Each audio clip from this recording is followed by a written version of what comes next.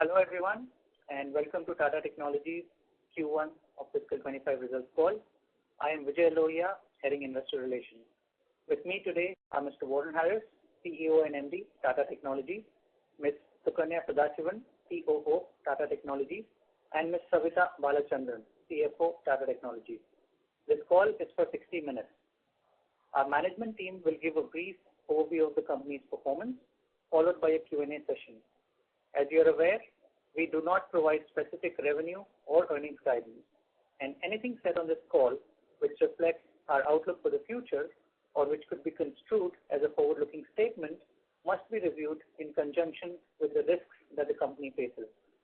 We have outlined these risks in the second slide of the quarterly fact sheet available on our website. Our press release and earnings deck have been filed with the stock exchanges and are also available on our website, www.tatatechnologies.com. I hope you've had a chance to look at them. Let me now turn over the call to Warren. Thank you, Vijay, and thank you everyone for joining us on today's earnings call. Let me share some key highlights for the first quarter of fiscal 2025. I'll then pass the floor to Savita for a more detailed overview of our financial performance. At an aggregate level, revenue declined by 2.5% sequentially. This was informed in part by the expected seasonality of our value-added product reseller business that is reported as part of Technology Solutions. Specifically, Technology Solutions degrew by 7.4% from the prior quarter.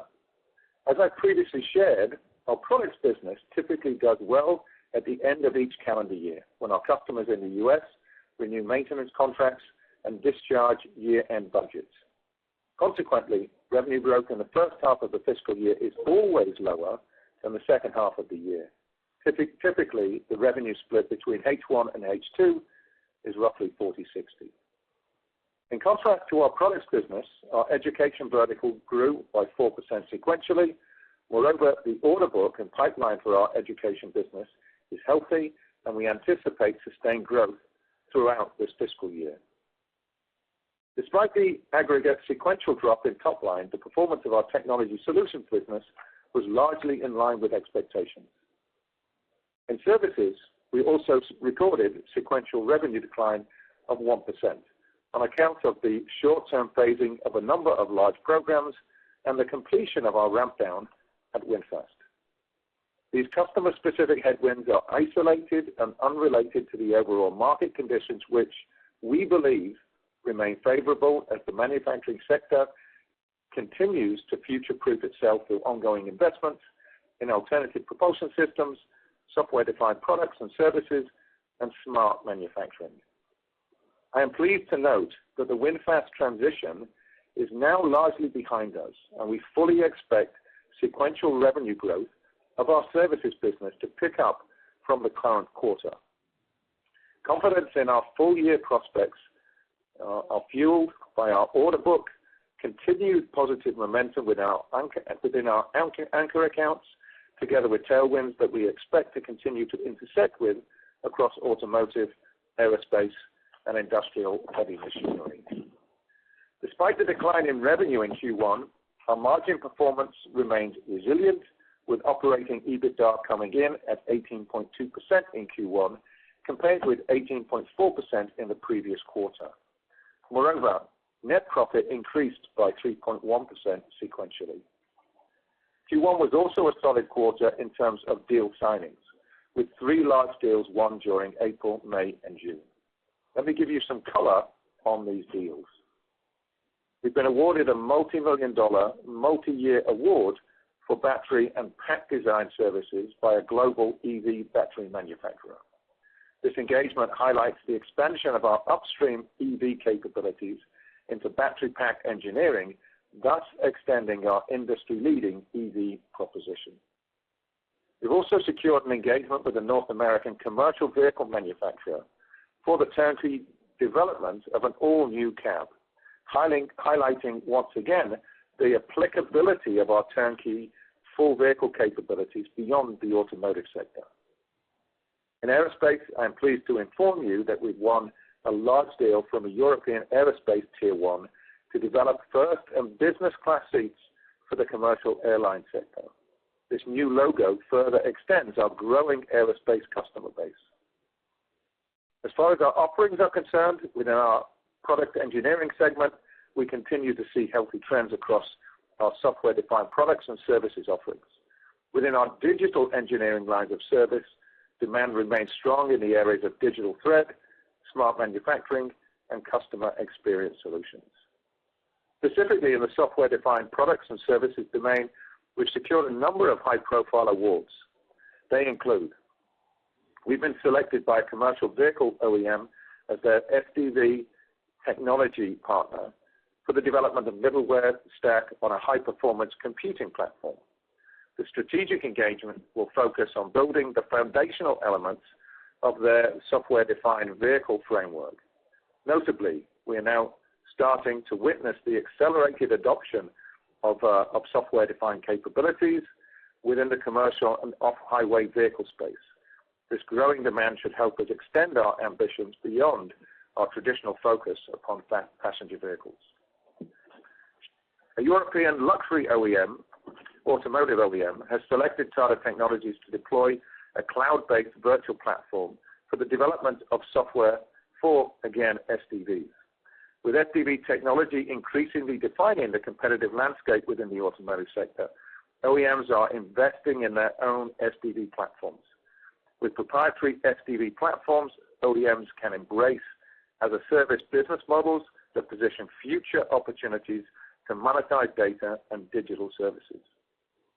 As a consequence, OEMs are under pressure to shorten the time to market for their SDV propositions. This deal will see Tata Technologies employ virtualization and cloud-based development capabilities to enable the concurrent development of SDV technology from anywhere in the world, thus leveraging a global talent pool without any need to access physical hardware.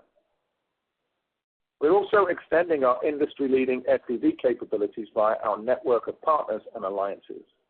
Building upon the collaboration we announced earlier in the year, we signed a memorandum of understanding in Q1 with ARM that is focused upon leveraging the ARM AE technology platform to accelerate the development of AI-enabled vehicles. In addition, we entered into a strategic partnership with a US-based edge computing startup to develop an edge engine solution tailored specifically for SDV use cases. As I previously referenced, within our digital engineering offerings, demand for our smart manufacturing capabilities continues to scale across all focused industry sectors. Specifically in Q1, we leveraged our global footprint and manufacturing process knowledge to successfully implement SAP S/4HANA for Mitsubishi Electric in just 11 months, cutting the original program timeline by 25%. Our cross-functional teams streamlined business processes and applied digital accelerators to integrate multiple business units, enhancing operational efficiency by a significant 15%. This deployment has improved data visibility and decision-making throughout the Mitsubishi Electric enterprise. We've also implemented an MES solution for a global Tier 1 automotive OEM that's enabled them to monitor, track, document, and control the entire product lifecycle of the products that they deliver to their customers, thus helping the customer improve quality control and increase uptime while reducing inventory and costs. Additionally, we have created a global smart manufacturing template for this customer that will be deployed to an additional 20 manufacturing plants globally. Let me now provide you with an update on the progress we are making with AI and Gen AI. We believe Gen AI has the potential to revolutionize and transform the manufacturing sector. While the technology is still in the very early stages of adoption, we continue to see growing customer investments in Gen AI to transform new product introduction, manufacturing, and aftermarket processes. Let me profile a couple of AI and Gen AI solutions that we are currently implementing for our customers. We have partnered with a leading commercial vehicle manufacturer to deploy a Gen AI-powered virtual sales assistant. This cutting-edge solution leverages large language models and internal databases to streamline sales processes, reduce training dependencies, and enhance productivity. By providing real-time product information and negotiation support, we've transformed the effectiveness of our customer sales teams. In North America, for a North American automotive Tier 1, we are also leveraging AI and Gen AI to harmonize raw material purchasing across their entire supply chain. And for a luxury German automotive OEM, we're also using AI to accelerate their autonomous driving ambitions by enhancing the speed of object detection. Given the impact that Gen AI will have on the manufacturing sector, we are making significant investments in training and capability development. In Q1, we have successfully launched a training program and a capability building program that will be focused upon building capacity in anticipation of growing market demand. Furthermore, in support of our plans to leverage Gen AI to foster innovation, we've launched Invent Hackathon in collaboration with our partners Microsoft and Tata Motors. This initiative aims to provide engineering students with a dynamic platform to upskill, showcase their creativity, and develop pioneering solutions using Gen AI. The overwhelming response from the top 200 engineering colleges in India reinforces our confidence in the youth of this country. The registration phase concludes on July the 31st, and we look forward to culminating this journey with a demo day in January of next year. We anticipate that the best and brightest engineering students in India will present their Gen AI innovations on that day. Before I hand over to Savita, let me give you a brief update on the current industry concerns surrounding the slowing sales momentum for electric vehicles. This calendar year, there has been a steady flow of stories in the mainstream and business press about a reversal in fortunes of the electric car industry. We believe that most technology transitions, including EVs, do not follow a smooth adoption curve.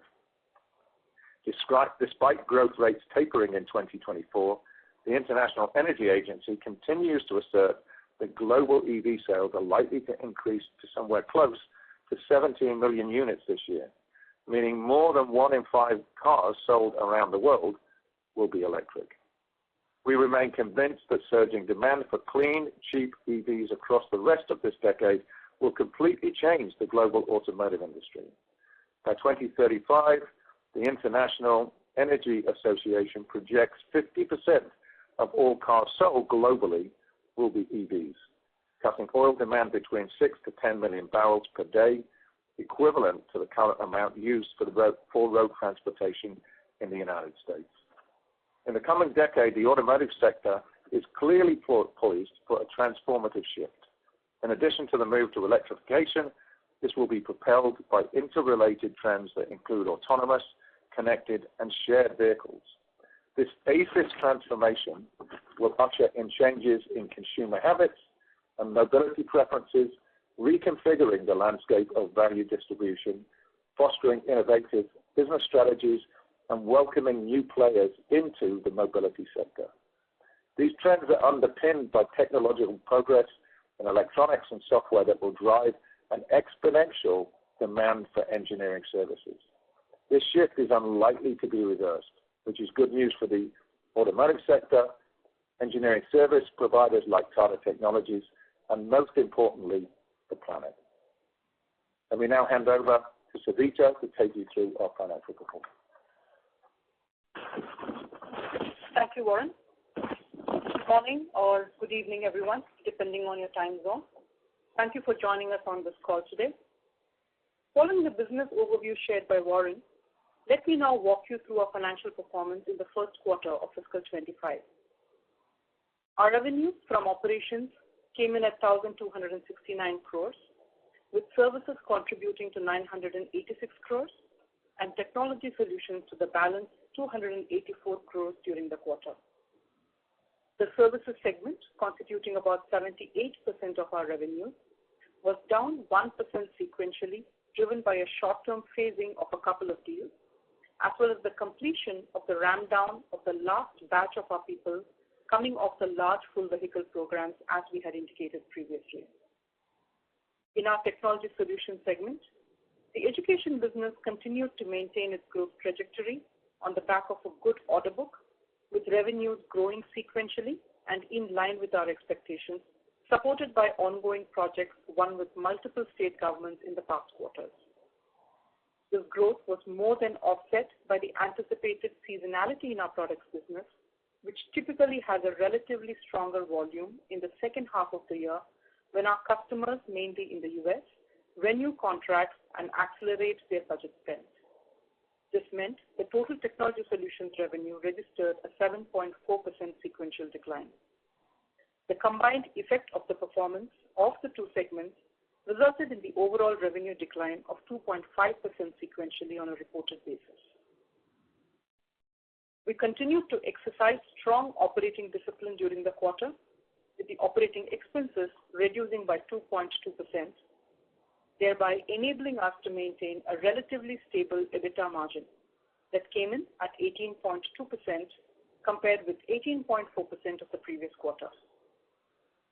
While our employee benefits expenses remained relatively flat, our other expenses witnessed a quarter-on-quarter increase of over 11.5%, led by increased professional fees and advisory expenses for some matters, increased CSR spend, as well as an increase in the travel expenses. This was, however, more than offset by the 12.4% decline in our outsourcing and consultancy charges as we continued to optimize our subcontracting and outsourced services, especially in high-cost locations. Our focus remains steadfast on margin preservation this year, and we continue to aim for a 20% plus EBITDA margin in the long term as our business scales. To reinforce what we've previously communicated, leveraging operational efficiencies through focus on offshoring, people pyramid optimization, and productivity remains our key lever for margin expansion in the future while we build capabilities for sustainable growth. Our effective tax rate in the quarter came in at 26.2% compared with 31.9% of the previous quarter. Consequently, our profit after tax increased by 3.1% sequentially to 162 crores, registering a PAT margin of 12.8%, up 70 basis points quarter on quarter. Maintaining a strong balance sheet with robust liquidity is a key area of focus for us.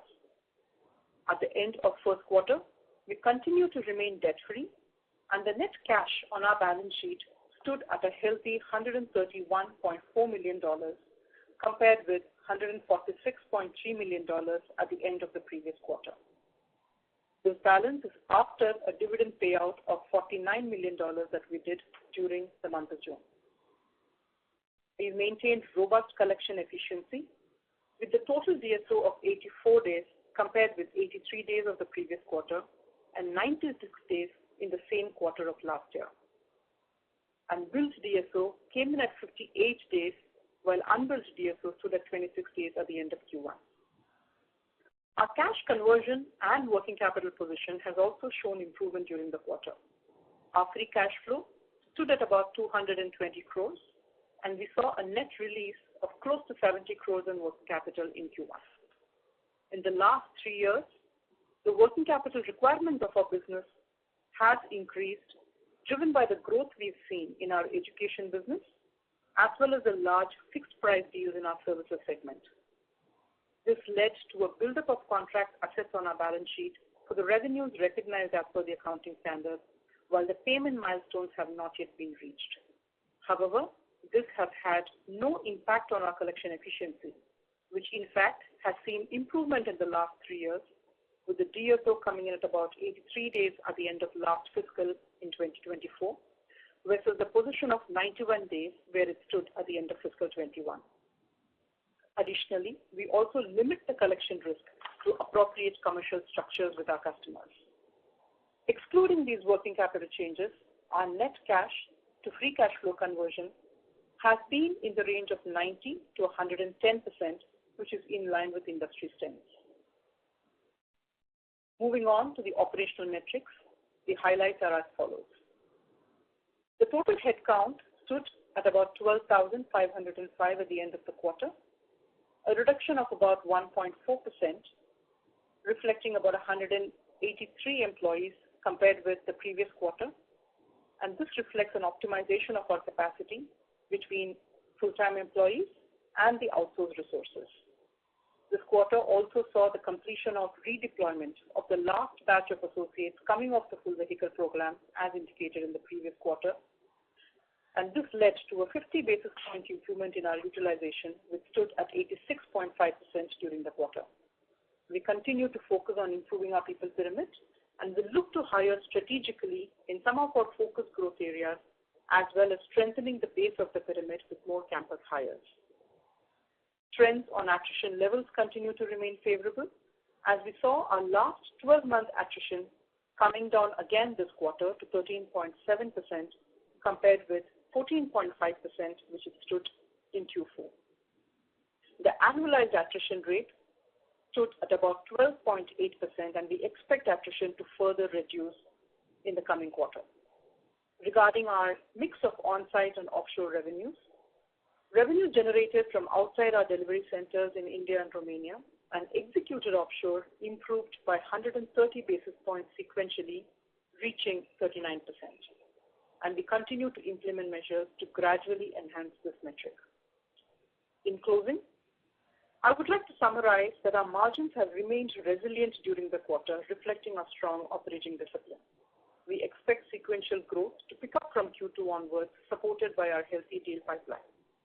We remain committed to strategically investing in key growth areas, while also optimizing cost and improving efficiency across the organization to ensure that we are poised for long-term success. Thank you. We can now open the floor for questions. Thank you very much. We will now begin the question and answer session. Anyone who wishes to ask a question may press star and 1 on their touchtone telephone. If you wish to remove yourself from the question queue, you may press star and 2. Participants are requested to use handsets while asking a question. In order to ensure that the management is able to answer queries from all participants, kindly restrict to 2 questions at a time. You may join back the queue for follow-up questions. Ladies and gentlemen, we will wait for a moment while the question queue assembles.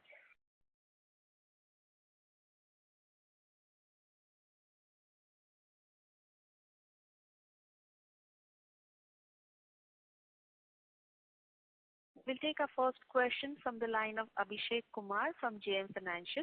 Please go ahead. Yeah, hi. Good evening, Warren and Savita. Thanks for taking my question. First question, Warren, is on demand. You mentioned in your opening remarks that there are isolated cases of weakness in few clients. Just wanted to understand, what do you mean by isolated cases, and what gives you confidence that these are not because of the EV slowdown or more broader trends? And then I have a follow-up. Yeah, I think, just responding to that, at an aggregate level, we're not really seeing any drop in demand. What we have seen over the last couple of years is that there are specific customer-related issues that are impacting the quantum of investment and the speed of investment, and so we're having to monitor that. But again, at an aggregate level, there is little change in the demand environment. And specifically, I think if you look at the OEMs, they're largely segregating into 2 groups. Those that have strong balance sheets that can invest through the transition in and around not just electrification, but connected and shared and autonomous. And those organizations that do not have the ability to invest in the same way, and they're obviously having to balance their investment commitments with the short-term requirements of the business. So, we're watching and following those trends, and obviously looking to, as best we can, pick the winners. Sure. Second question is on FY25 outlook. You indicated sequentially, there should be acceleration from Q2. But just the arithmetic, given a soft start to the year, tells us that probably achieving growth similar to FY24 could be difficult. So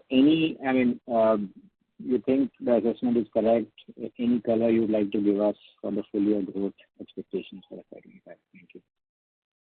Well, I think what we can say is that we are confident in being able to drive sequential growth from the Q1 position. Q1 was not only informed by the runoff at WinFast, we also had some trading issues with a couple of large projects that also contributed towards the solid but somewhat flat performance of the services business. We don't anticipate that will continue, and specifically the programs that I've referenced have now kicked off and started. And so we're confident in the quarter-on-quarter growth that should see the business at the end of the year being much improved in terms of volumes from where we are today. I think as we always do, we'll continue to work and monitor things as the year plays out, and we'll calibrate accordingly. But right now, I can say that we are confident in consistent growth across the quarters as the fiscal year plays out. Great. Thank you so much, and I wish you all the best. Appreciate it. Thanks. Thanks for the question. Thank you. Next question is from the line of Ruchi Mukhija from ICICI Securities. Please go ahead.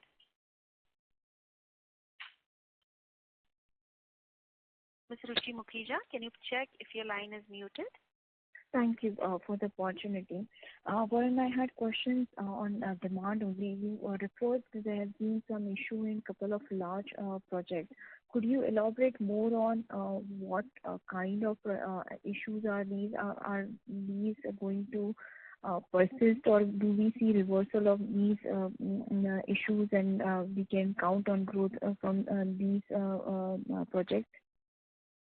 When large programs kick off, particularly mid-cycle refresh or full vehicle programs, there's always the dynamic of setting the projects up in the appropriate way. There is a dependency upon the styling studio. There's a dependency upon onboarding suppliers at the right time, and the complexity of balancing all of those things out, very often prompts a staggered start or a delayed start, and that's what we've seen with the programs that I've referenced.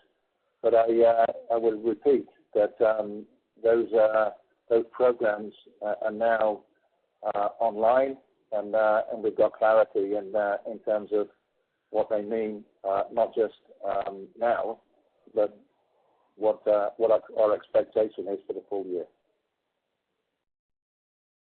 Secondly, one of your large peer HCL called out a specific weakness in automotive or in European geography.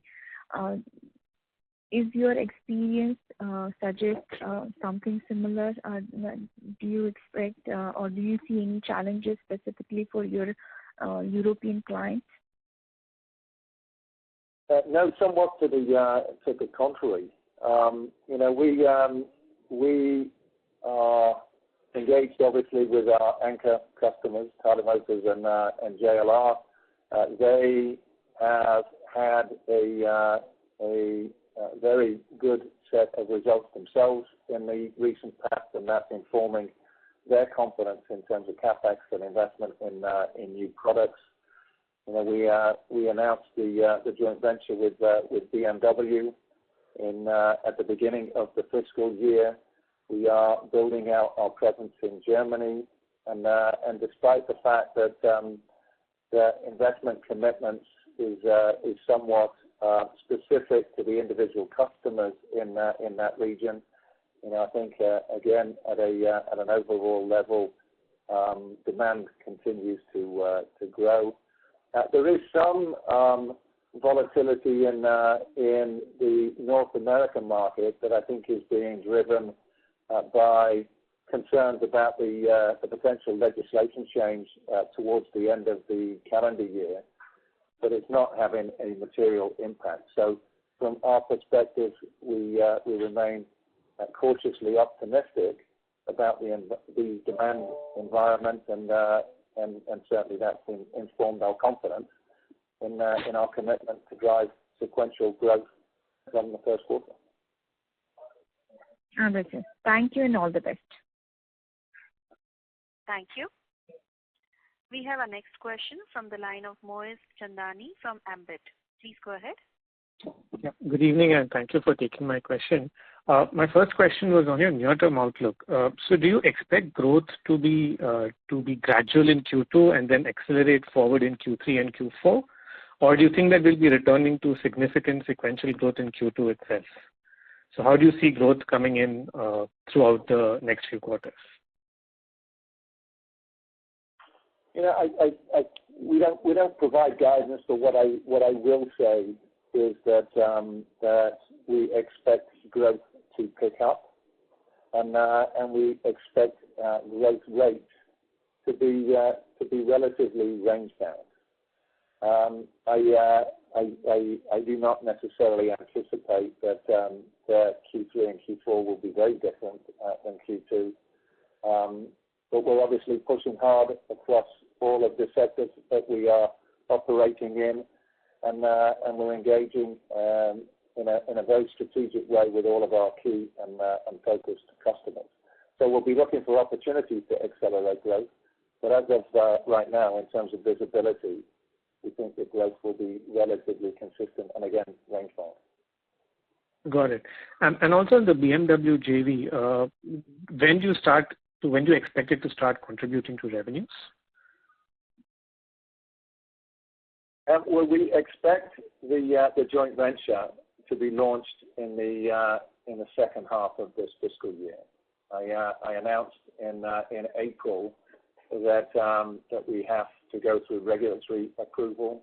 We have to confirm the seed team and confirm the leadership team that will run that organization. Our plans are going well. We're working through the work that will need to be undertaken to ensure that organization is launched in a successful way, and the impact that will have on the business. I think we'll have much greater visibility as we enter the second half of the year. So I'm not going to comment on the impact that it will have on our business, but the business plan, as confirmed at the beginning of April, is being executed as we expected. And certainly, as far as timelines are concerned, we're confident that we're going to meet what we've committed to each other. Got it. Okay. Thank you. Thank you. Before we take the next question, we'd like to remind participants to press star and 1 to ask a question. Next question is from the line of Rajiv from Citi. Please go ahead. Thank you, sir, for the opportunity. Can you talk about the performance of service business ex VinFast, and also can you share what is the contribution of VinFast in 1Q? And the second question is, you have talked about the facing issues which you have faced in 1Q. Are all these behind, or some part of it will also play out in 2Q? Thanks for the question, Rajiv. I think if you look year on year at the business ex VinFast, we've grown the services business by close to 26%, and so I think that demonstrates the momentum that we've certainly enjoyed over the last 12 months. And I think if we look sequentially, the business ex VinFast is up about 1%. In large part, that's because of the challenges that we've had in terms of the phasing of the large projects. But we certainly expect to be able to pick up from there in Q2, Q3, and Q4.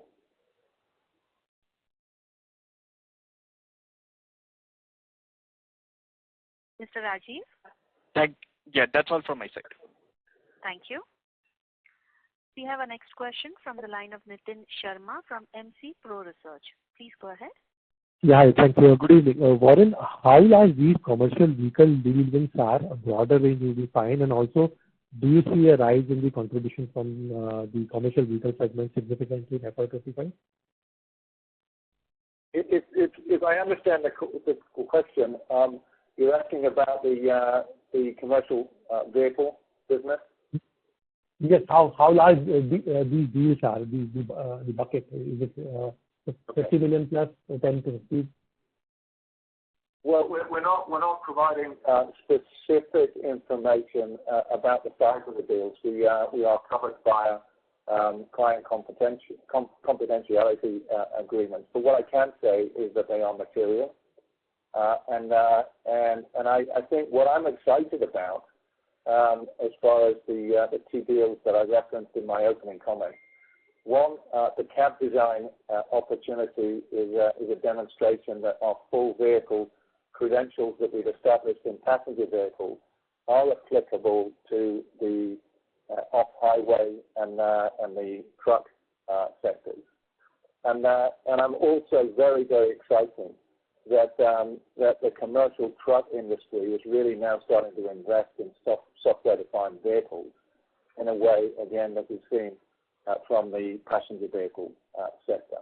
And our involvement at a middleware level, is exciting because it really positions us centrally to help the customer that we're working with architect and deploy the platform from which connected services will be delivered to not just the product that we are working on, but to future products as well. And so we're expecting that relationship to extend beyond one program. So the sort of direction of our commercial truck business, the business that we refer to as industrial heavy machinery, is not only improving in terms of the quantum revenue that it represents, it's also improving strategically. And that gives us confidence, not just for this fiscal year, but beyond. Understood. And one bookkeeping question: is it possible for you to share how much was the education segment, sub-segment revenue in rupee terms?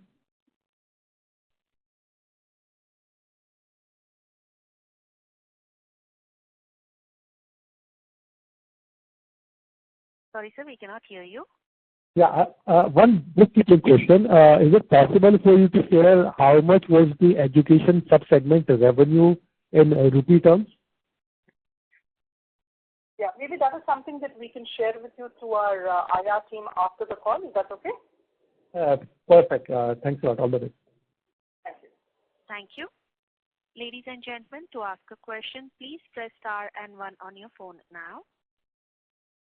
Next question is from the line of Ashish from JM Mutual Fund. Please go ahead. Yeah, thanks for the opportunity. So in one of your recent interactions, you did mention that FY25 momentum. So whatever you achieved in FY25, that momentum will continue in FY25. So given that in FY24 we did around 15% kind of a revenue growth, would it be fair to assume that you have a reasonable amount of confidence to achieve that similar revenue growth run rate even in FY25? Again, we don't provide specific guidance. But what I can say is that we will assert what I've said previously. We expect to grow from the first quarter. We expect a relatively strong year this year. The visibility that we've got across the sectors that we are operating in gives us confidence at this stage that momentum will continue beyond calendar year 2024 and into calendar year 2025. So right now we're not seeing any drop in the demand environment and so we'll continue to invest in order to be able to take full advantage of that. Fair enough.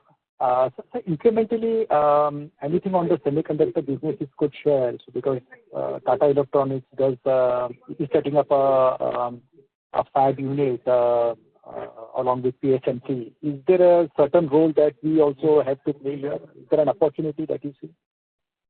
But when we look at the semiconductor sector, there's two areas of interest for us in terms of value that we expect to deliver. One is in smart manufacturing. There is a significant opportunity here in India, not just with the group, but with the potential that is building in and around semiconductors. And we think that the skill sets that we've established in sectors like automotive are fungible to the semiconductor industry. We are also excited about the fact that as OEMs look to bring down their cost and control the type of capability that will inform future products, they're looking to vertically integrate software and electronics, which includes silicon. And so we are in some fairly exciting discussions with some of our customers that will look to leverage the products from organizations like Tata Electronics in a packaged way in support of future product development. Fair enough. So lastly, on Airbus, anything you would like to share in terms of timelines as to when we can see the commercial ramp-up benefiting us? Well, we've seen at Airbus, we've seen growth in the first quarter from the second half of last fiscal year. We expect that to continue in Q2 and also in H2. And not only are we looking to discharge the current order book at Airbus, as you can imagine, we're also looking for additional opportunities. And we're in discussions with Airbus in different parts of the world about those opportunities. So we're excited about the Airbus relationship, but we're also excited about the aerospace sector. I referenced in my comments the deal that we've secured with an aircraft seat manufacturer, a business class and first class seating manufacturer, and that organization is looking to leverage our support to build an ODC here in India. And I think the opportunity that represents is it's not just an opportunity for us to increase our aerospace volumes. It represents obviously diversification from the relationship we've got with Airbus, and that's something that we expect to build upon. So in all fairness, the Airbus deal can be as large as to what VinFast was to us when it was right? That's a fair assumption? No, I certainly think that the potential with Airbus is there for us to grow significantly.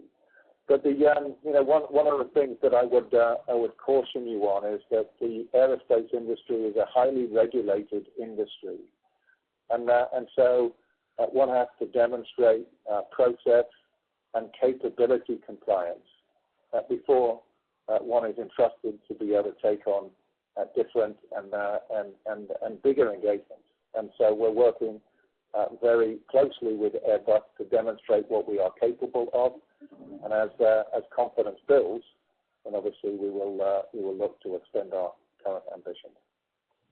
Thanks. So last question, if I may, it's for Savita ma'am. And so you said on margins, you would like to maintain margins for FY25.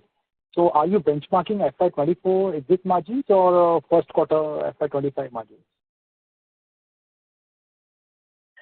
Well, the margins between the first quarter and the full year 24 are not too far apart. So obviously, let's take the higher one as a target for the year, and that's really what we want to try and aim towards. And as we see progress of business growth and pipeline during the year, we will see other opportunities that evolve as well before we move into fiscal 26. This helps. Thanks and all the best. Thank you. Next question is from the line of Chandramouli Muthiah from Goldman Sachs. Please go ahead. Hi, good evening, and thank you for taking my questions. My first question is just on the utilization rates. It's pretty healthy, 86.5%, and you mentioned that you're redeploying employees more efficiently in the firm. Just trying to understand how you're thinking about hiring outlook for FY25, and in the past few years, what has been sort of the maximum utilization rate that you've been able to achieve? So just trying to understand sort of the interplay between hiring and utilization in our sort of efficiency and margin journey going forward.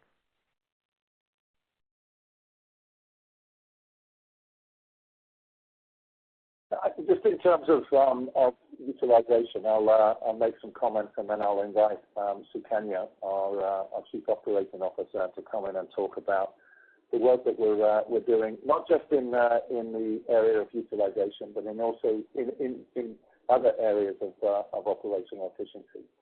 I think the utilization rates that we achieved in Q1 are close to the optimum levels of utilization that we're going to look to drive inside of our business. When we look at utilization, we obviously look at it at an aggregate level, but we also look to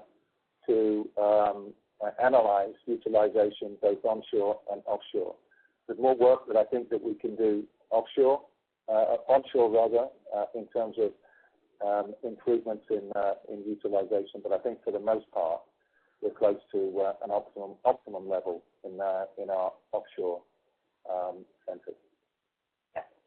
Thank you, Warren. And I think I'd just like to add there that while we are focusing on utilization, I think the important part is also to look at how the whole demand is shaping up, and as the focus areas change, there is going to be capability building investments that we need to continuously do so that we can repurpose a lot of our workforce to the new areas. So there will be some more hiring that we will do, and also look at optimizing our pyramid. So it will be a combination of GETs that we will hire, as well as look at augmenting the capability by looking at recruiting for certain areas, and at the same time having a focus on the utilization. Got it. That's helpful. My second question is just as you look at how you're building a business for the next few years, if you were to split your key areas of activity into aerospace, education, industrial, automotive, just trying to understand where you see the maximum opportunity and potential for the company to capitalize on growth. If you were to sort of divide the business into these 4 buckets, just trying to understand what your rank order of opportunity set would be amongst these key buckets. That's a good question. I think if we look at demand across the different sectors, I think if we look at percentage growth, aerospace is perhaps the sector that represents the larger opportunity because we're coming up such a small base. I also think that the investments that we've made in aerospace in the last 2 to 3 years, we've really not yet fully harvested, and so I think if we look 12, 18 months, 2 years from now, I would certainly expect the aerospace business to make a bigger percentage contribution than it does today. But our core, the core of our business is automotive, and it will continue to be. And if you look at automotive, despite the volatility from a sales perspective, the R&D investment in the transformation that is going on in automotive continues to excite us, not just in the short term, but medium and long term. the industry is going through a once-in-a-generation transformation. And the investments that are being made in autonomous driving, in the move to alternative propulsion systems, and in the move to connected and software-defined vehicles will drive a significant demand for engineers and for the services that organizations like ourselves provide. So we'll be focused on taking advantage of that, whilst at the same time, looking to take advantage of our footprint in aerospace and the opportunity that is there. Got it. That's helpful. And my last question is just trying to understand sort of the VinFast bit a little bit. It looks like we are now coming towards the end of whatever the customer-specific changes are in their outlook. So just trying to understand, are we now at sort of close to zero level contribution from VinFast? Is there a very minimal sort of maintenance revenue that will continue there? Just trying to understand how to sort of now piece that out and start analyzing the rest of the business. Yeah, at VinFast, as I commented, we've completed the two vehicles that we were responsible for. We're very proud of those two vehicles. VinFast will launch the vehicles this year, and we think that those vehicles will have a significant impact on the markets in which they are launched. The product development work is largely concluded. They are moving to a focus upon building the products that we've engineered for them. We'll continue at a relatively modest level to support that, and as their fortunes are confirmed in and around the success of the products that they are selling in different parts of the world, we expect them to at some point in the future invest in extending their portfolio. At that point, we will have the opportunity, I think, to compete for similar types of projects that we've delivered in the last couple of years. But as of right now, the only visibility that we've got is to maintain a relatively small footprint with VinFast, and we expect that to continue in the coming quarters. Got it. That's helpful. Thank you very much, and all the best. Thank you. As there are no further questions, I would now like to hand the conference over to Mr. Vijay Lohia for closing comments. Over to you. Thank you, everyone, for joining us on the call today. We hope we've been able to answer most of your questions. If there are any further questions, please do get in touch with the Investor Relations team, and we'll be happy to answer your questions. Goodbye from all of us here at the management team. Thank you. Thank you, members of the management team. Thank you. On behalf of Tata Technologies, that concludes this conference. Thank you for joining us, and you may now disconnect your lines.